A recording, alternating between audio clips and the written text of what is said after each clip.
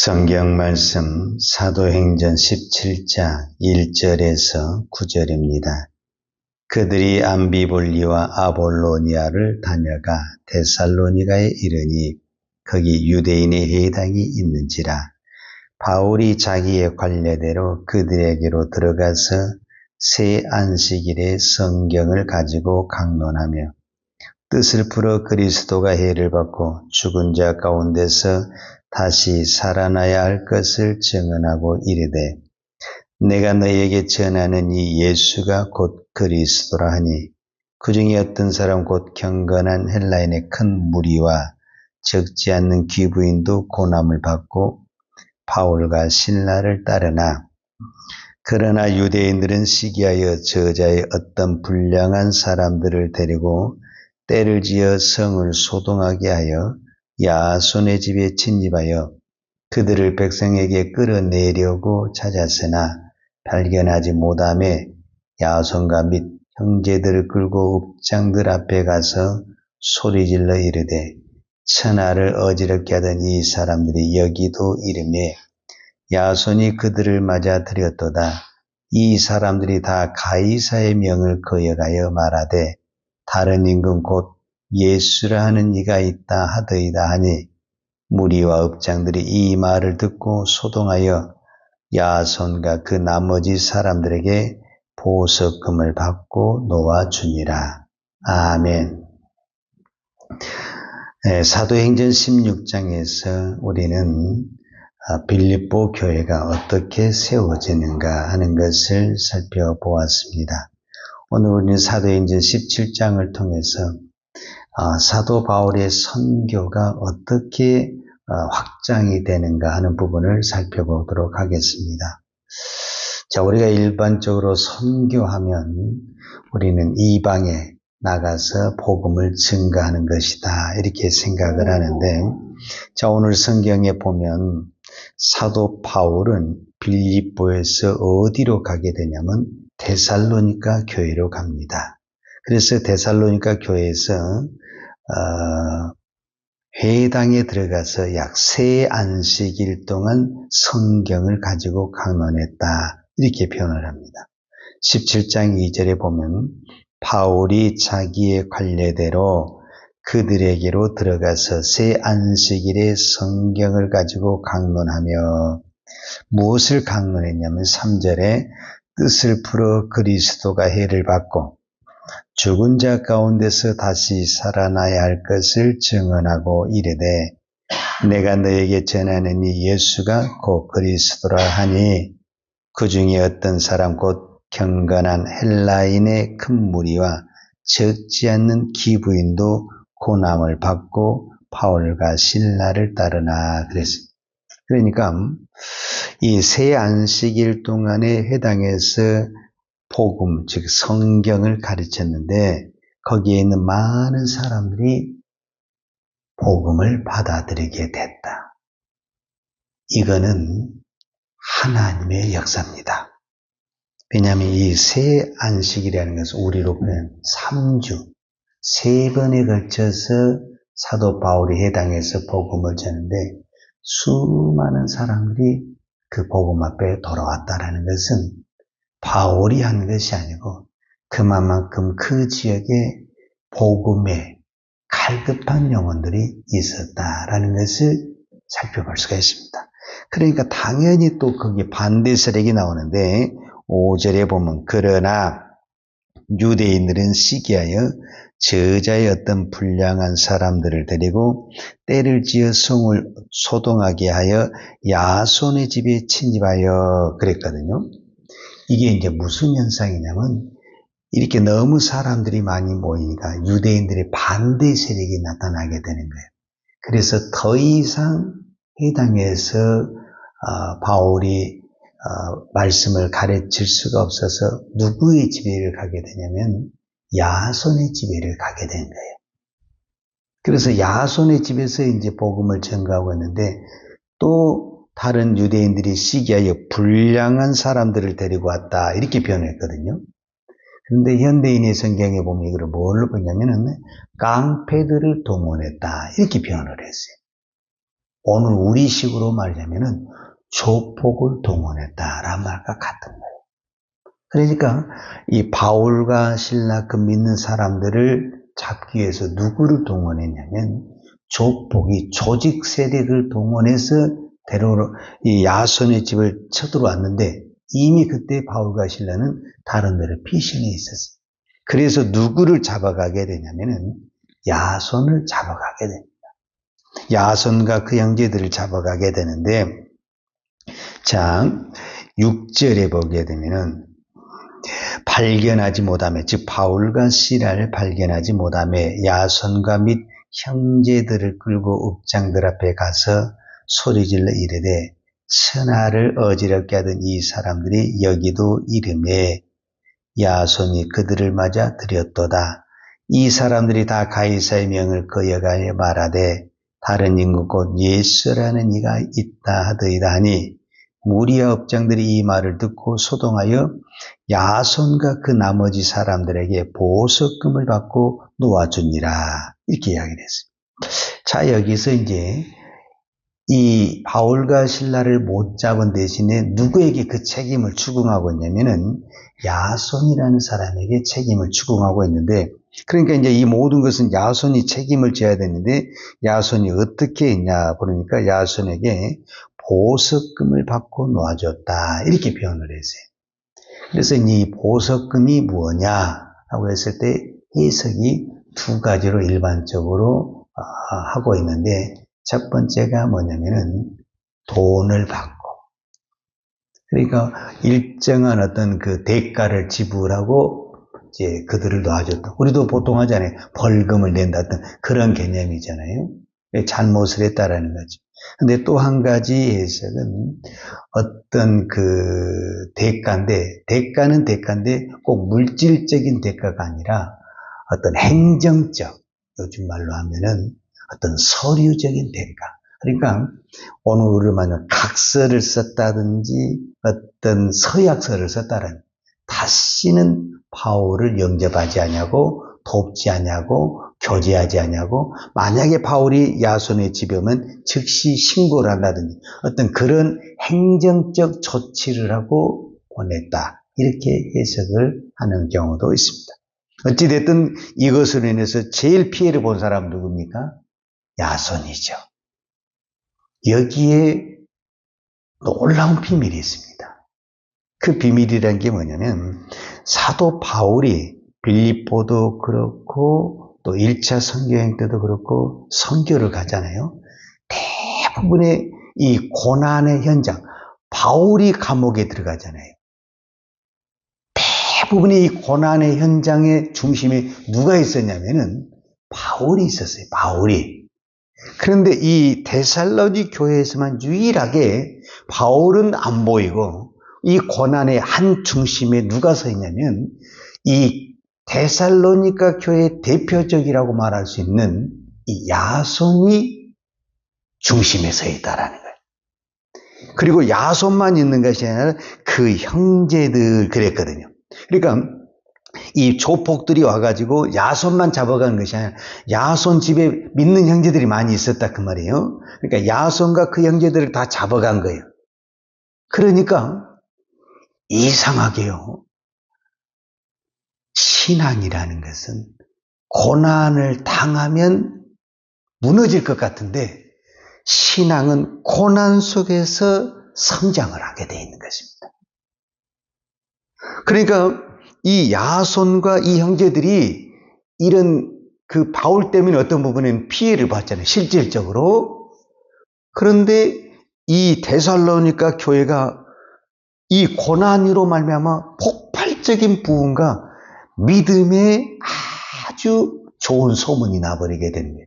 그러니까 결국 선교라는 것은 뭐냐? 제가 오늘 이 본문에서 깨달은 것은 선교는 고난이다. 왜 선교의 현장마다 반드시 고난이 있게 되냐면 그 고난이 있어야만이 첫째 거룩해진다. 고난 속에서 우리는 거룩해지고 고난 속에서 믿음의 사람이 되고 고난 속에서 기도의 사람이 되는 것입니다. 왜 오늘 우리가 거룩성이 떨어지고 기도가 떨어지고 믿음이 떨어지냐? 엄격하게 말하자면 고난이 사라지고 있기 때문이다 라고 말할 수 있습니다. 그러니까 이 데살로니가 교회는 이 짧은 시간이었지만 왜 이 짧은 시간에 폭발적인 기도와 그 다음에 이 믿음의 것이 됐냐라고 말을 했을 때 교인들이 고난을 당했다는 거예요. 교인들이. 그러니까 이 야손이 고난을 당하고 그 형제들이 당하면서 교인들은 어떻게 되겠어요?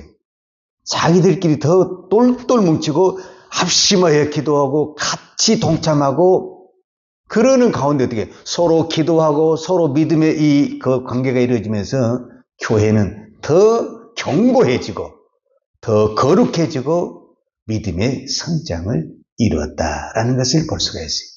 그래서 실제적으로 데살로니가 전서라는 이 성경이 있잖아요. 나중에 사도 바울이 데살로니가 전서 후서를 기록합니다. 왜 기록을 하냐면 이제 내일 본문에 보면 사도 바울이 어쩔 수 없이 이 데살로니가에 떠나게 돼요. 근데 야손과 그 형제들이 그때 신앙의 빚을 졌잖아요. 그래서 데살로니가 2장에 보면 몇 번 여기를 더 방문하고 싶었어요. 그런데 사단이 막았다. 이렇게 성경이 표현해요. 그러니까 못 가니까 무엇을 하는 거예요? 편지를 쓰게 된 거예요. 그게 데살로니가 전서, 데살로니가 후서가 되는 거예요. 그러니까 한두 번 가고 싶었는데 못 갔으니까 첫 번째 편지는 전서, 두 번째 편지는 우리가 일반적으로 후서 이렇게 이야기를 하는 거예요. 근데 그 첫 번째 편지라고 할 수 있는 데살로니가 1장에 보면은 바울이 이 데살로니가 교회를 대단히 칭찬을 합니다. 우리가 흔히 말하는 빈말로 하는 것이 아니라 실제적으로 데살로니가 교회가 이랬다라는 거예요. 데살로니가에서 1장 2절과 3절에 보면은 사도 바울이 편지를 쓰면서 우리가 너희 무리를 인하여 항상 하나님께 감사하고 기도할 때 너희를 말하면 너희의 믿음의 역사와 사랑의 수고와 우리 주 예수 그리스도에 대한 소망의 인내를 우리 하나님 아버지 앞에 쉬지 않고 기억합니다. 그러니까 데살로니가 교회에 세 가지 가장 좋은 소문이 있는데 이 소문, 이 칭찬은 바울이 어떤 서신에서 나타나지 않는 세 가지가 있는데 그게 뭐냐면 믿음의 역사가 있는 교회, 사랑의 수고가 있는 교회, 소망의 인내가 있는 교회. 이것보다 더 좋은 칭찬이었습니다. 여기는 우리는 믿음에는 반드시 뭐가 있다? 역사가 나타난다. 이거를 믿음의 역사라고 그러는데. 그 다음에 사랑은 말로 하는 것이. 사랑은 반드시 뭐가 들어간다? 수고가 들어간다. 그 다음에 소망은 반드시 뭐가 필요하다? 인내가 필요하다. 이것을 갖춰준 교회가 데살로니가 교회라는 거예요. 그러면 이 데살로니가 교회가 어떻게 이 믿음을 가지게 됐느냐? 이 소문을 가지게 됐느냐? 고난이었다라는 겁니다. 고난. 그래서 나중에 1장 7절과 8절에 보면 이 소문이 그 마게도냐와 아가냐 온 땅에 데살로니가 교회의 소문, 이 좋은 믿음이 소문이 났다. 실제적으로 기록을 하고 있습니다.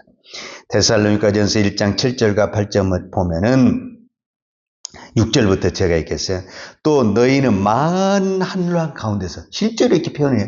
데살로니가 교회가 많은 환난 가운데서 성령의 기쁨으로 도를 받아 우리와 주를 본받은 자가 되었으니 그러므로 너희가 마게도냐와 아가야 모든 믿는 자의 본이 되었는지라.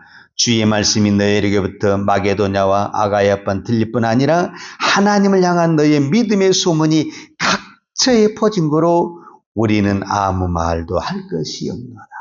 더 이상 사도 바울이 데살로니가 편지를 더 이상 나는 너희의 믿음에 대해서 왜? 너무 믿음이 좋으니까 더 이상 할 말이 없다. 이런 칭찬을 받았던 교회가 무슨 교회냐?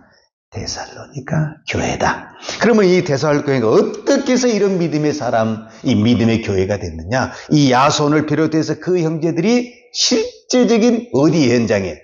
우리로 말하자면 고난의 현장에, 십자가의 현장에, 복음으로 말미암아 사도 바울이 당해야 될 그 모든 것들을 누가 다 당했냐? 야손과 그의 형제들이 당하면서 오히려 교회는 무너지는 것이 아니라 더 믿음의 사람으로, 기도의 사람으로 더 굳건히 세워지는 하나님의 역사가 있었다. 그래서 선교는 무엇이다? 고난이다. 여러분, 오늘 저와 여러분에게 크고 작은 다 고난이 있습니다. 감사하십시다. 고난을 감사하십시다. 축복만 있는 것을 감사하는 것이 아니라 하나님 내게 이런 고난을 줘서 하나님을 한 번 더 생각하게 하시고 하나님을 한 번 더 바라볼 수 있다고 한다면, 내가 하나님의 말씀을 더 깊이 이것이 이 뜻인지 저 뜻인지 이렇게 한 번만 더 생각할 수 있다고 한다면 이 고난은 나에게 유익이 되는 것입니다. 오늘도 우리가 말로 표현할 수 없는 이 고난의 현장 속에서 가고 있지만, 우리가 아무리 심하다 할지라도 데살로니가보다 더 심하겠습니까? 불평하지 말고 낙심하지 말고 나에게 고난이 있는 것을 감사할 때 우리의 믿음이 더 성장하고 우리는 더 기도의 사람으로, 성령의 사람으로 변화될 줄로 믿습니다. 기도하겠습니다. 하나님 아버지, 감사합니다. 오늘도 저희들이 기도할 수 있는 것은 하나님의 은혜입니다. 기도해도 질병도 있고, 기도해도 아픔도 있고, 걱정도 있고, 불안도 있고, 염려도 있고, 문제가 있지만 우리는 이 속에서 주님이 주신 기쁨과 은혜를 누립니다. 오늘도 이 환경 속에서 낙심하지 아니하고 주의 말씀을 붙들고 믿음으로 일어나는 믿음의 종, 기도의 종 되게 하여 주옵소서. 오늘도 우리가 이 새벽에 간절히 기도하는 것은 이 땅에 수많은 교회를 세우시고 이 땅에 하나님의 백성들을 불러주신 아버지, 감사합니다. 행여나 우리가 이 하나님께 받은 축복 때문에 우리의 믿음이, 우리의 기도가 식어질까 하심이 두렵습니다. 오늘도 어떤 환경 속에 있더라도 우리가 불평하지 아니하고 감사함으로 더 평안할 때 기도의 자리에, 믿음의 자리에 나아가는 우리의 믿음이 되게 하여 주옵소서. 또 이 땅에 보이지 않게 또 여러 가지 환난과 고난과 질병으로 싸우는 주의 백성들이 있습니다. 하나님이 고난을 주실 때는 다 하나님의 섭리와 계획이 있는 줄로 믿습니다. 고난의 현실만 보고 낙심하지 말고 하나님의 뜻을 바라보고 믿음으로 기도할 때 하나님의 놀라운 역사가 일어날 줄 믿습니다. 오늘도 이 믿음으로 일어나는 우리 모든 성도들 되도록 은혜에 은혜를 더하여 주옵소서. 예수님의 이름으로 기도하였습니다. 아멘. 요한은 내게 복을 주시고 너를 지키시기로 원하며, 요한은 얼굴로 내게 비추사 은혜 베푸시기로 원하며, 요한은 얼굴을 내게로 향하여 드사 평강 주시기를 원하노라.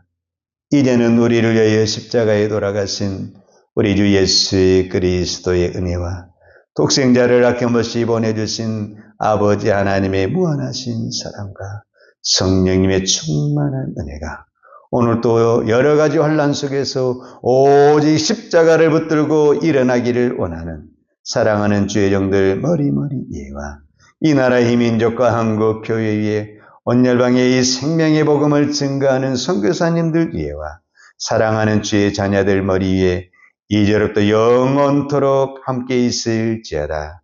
아멘.